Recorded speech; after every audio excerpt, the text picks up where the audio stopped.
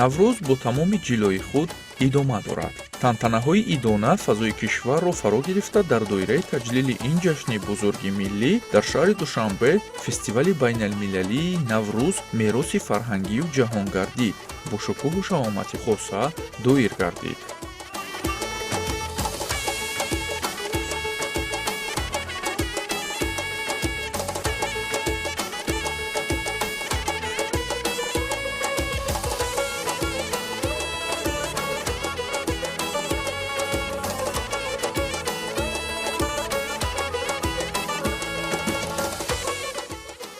фестивали байналмилалии наврӯз мероси фарҳангию ҷаҳонгардӣ ҳамасола бо дастгирии ҳукумати мамлакат доир гардида, ҳадафи он муаррифии фарҳангу анъанаҳои миллӣ, имкониятҳои сайёҳӣ, эҳё ва тарғиби ҳунарҳои мардумӣ ба меҳмонони дохилию хориҷӣ мебошад.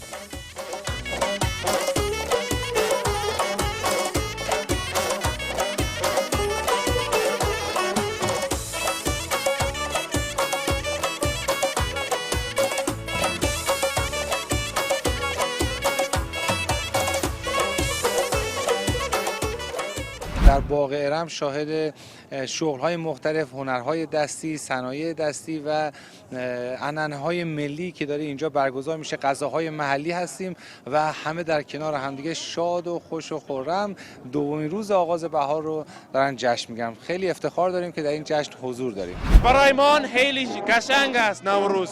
امروز اومدم من خیلی خوب حس میکنم. خیلی دوست میدارم تاجیکستان.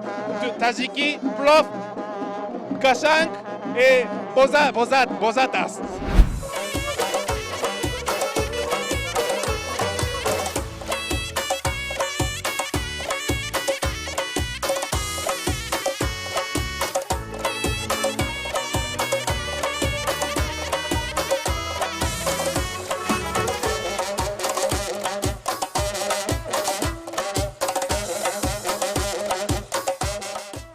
бо ибтикори президенти ҷумҳурии Тоҷикистон, пешвои миллат муҳтарам Эмомалӣ Раҳмон, Наврӯз аз ҷониби Созмони Милали Муттаҳид ҳамчун ҷашни байналмилалӣ эътироф гардида, имрӯз ба яке аз василаҳои муҳими муаррифии фарҳангу тамаддуни миллати тоҷик дар арсаи ҷаҳонӣ табдил ёфтааст. ҳузури меҳмонон ва намояндагони корпусҳои дипломатӣ, созмону ташкилотҳои байналмилалӣ нишони таваҷҷӯҳи байналмилалӣ ба Наврӯз мебошад.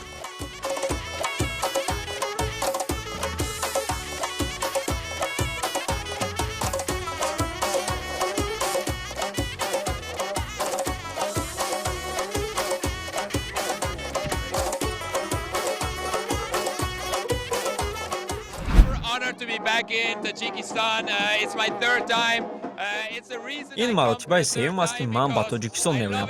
ин кишварро хеле дӯст доштам. Аз ин лиҳоз имрӯз ман инҷоям. ҷорабинии наврӯзии имрӯза ба ман хеле писанд омад. бисёр намоишҳои аҷиб, ки ман бори аввал дар ҳаётам дидам. дирӯз дар наврӯзгоҳ ҳам тантанаи ин ҷашн бисёр хотирмон буд. ман боз ба тоҷикистон меоям. ин албатта охирин ташрифи ман нахоҳад буд. ассалому алайкум. айни замон дар тантанаи ҷашни наврӯз ҳузур дорам ва аз ин фурсат истифода бурда наврӯзро бароятон муборак мегӯям. дар чорабинии имрӯза либосҳои рангин, ғизоҳои лазиз ва хушҳолии мардумро мушоҳида мекунем, ки ин ҳама наврӯзро боз ҳам зеботар мегардонад.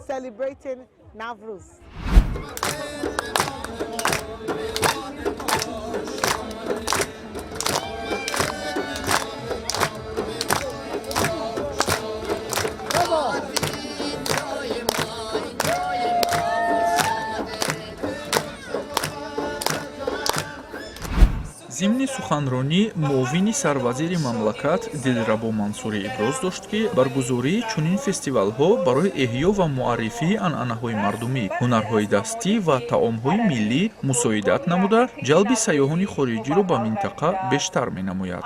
аз ин рӯ ҳар як шаҳрванд бояд бо ҳисси масъулият дар ҳифз ва густариши мероси фарҳангии ниёгонамон саҳмгузор бошад.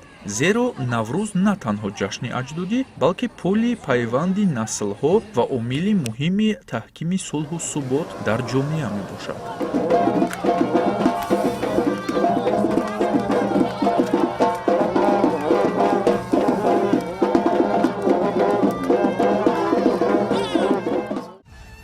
меҳмонон бо шавқу завқ ҳар як унсури фарҳанги тоҷиконро омӯхта аз бозиҳои миллӣ низ бетафовут намонданд.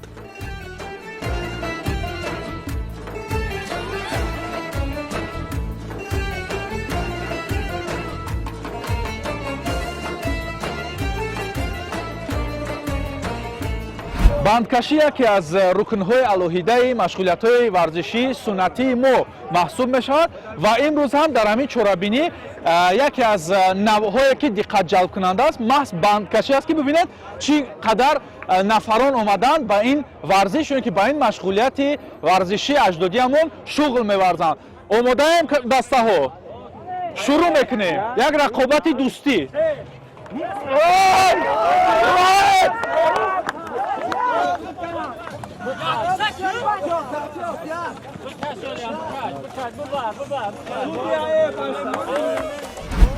мавҷуд будани беш аз 100 навъи бозиҳои миллӣ гувоҳи фарҳанги ғанӣ ва таърихи кӯҳани миллати тоҷик мебошад. ҳар як бозӣ на танҳо ҳаракат, балки маъно, анъана ва ҳикмат дорад.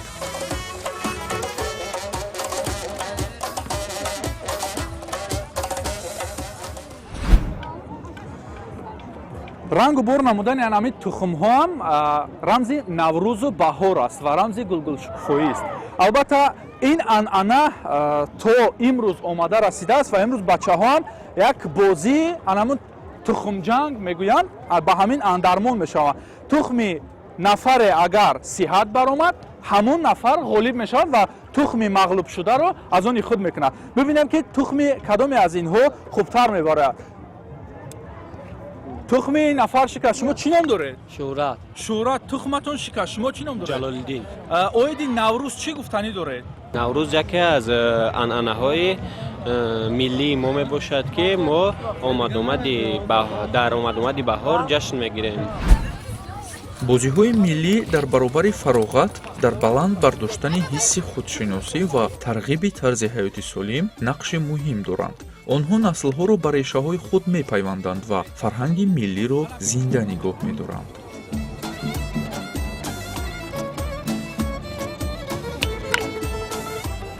ин ҷашни бӯстонӣ рамзи эҳёи табиат, ваҳдату ҳамдилии мардум ва арҷгузорӣ ба суннатҳои неки ниёгон маҳсуб меёбад. он мардумро ба дӯстӣ, меҳру муҳаббат, ҳамдигарфаҳмӣ ва эҳтироми арзишҳои миллӣ ҳидоят намуда, наслҳоро ба пос доштани фарҳангу тамаддуни ғании худ водор месозад. наврӯз ҳамчунин башорати оғози зиндагии нав, умеду орзуҳои тоза ва саъи ба сӯи ободиву пешрафти ҷомеаро таҷассум мекунад.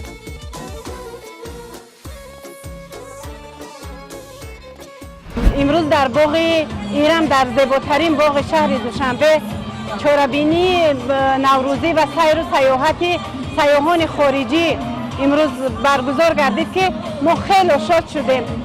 наврӯзро дидам бо як тааҷҷуб, бо хеле ҳайратовар барои онҳо буд ки наврӯзи тоҷикистон ин қадар зебо аст. воқеан наврӯзи тоҷикистон зебо аст бо шарофати истиқлоли давлатии ҷумҳурии тоҷикистон, бо шарофати президенти ҷумҳурии тоҷикистон ки ватани мо сулҳу оромӣ ва дар ин сарзамине ки сулҳу оромӣ аст, сабзишу гуногунии рангу гулҳо ранги дигар дорад. обу ҳаво гарм шуд, хок намун нам шуд, барф чӣ хел об шуд, ғун шуд, селоб шуд.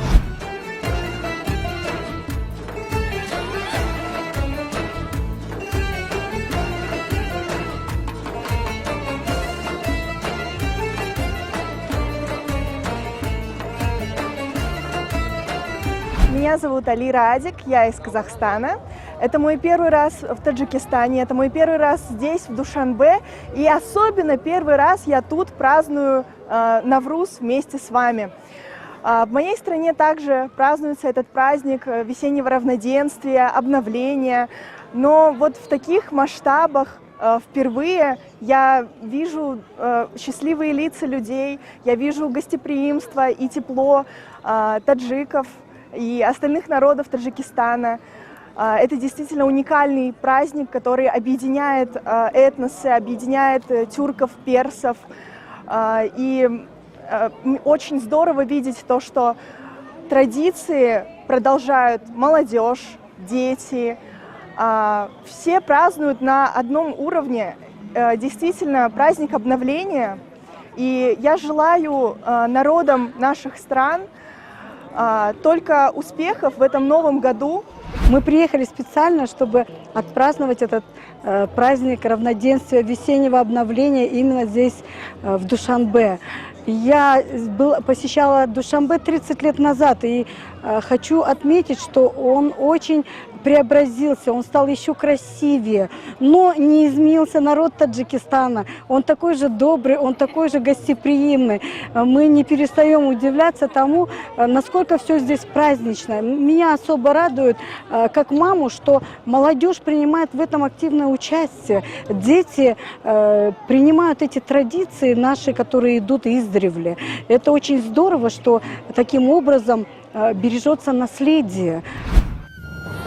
фестивали байналмилалии наврӯз мероси фарҳангию ҷаҳонгардӣ бори дигар собит сохт ки фарҳанг ва анъанаҳои миллии тоҷикон дорои арзиши баланд буда қобили муаррифӣ дар арсаи ҷаҳонӣ мебошанд. наврӯз пайвандгари наслҳо, муаррифкунандаи миллат ва омили ваҳдату худшиносист.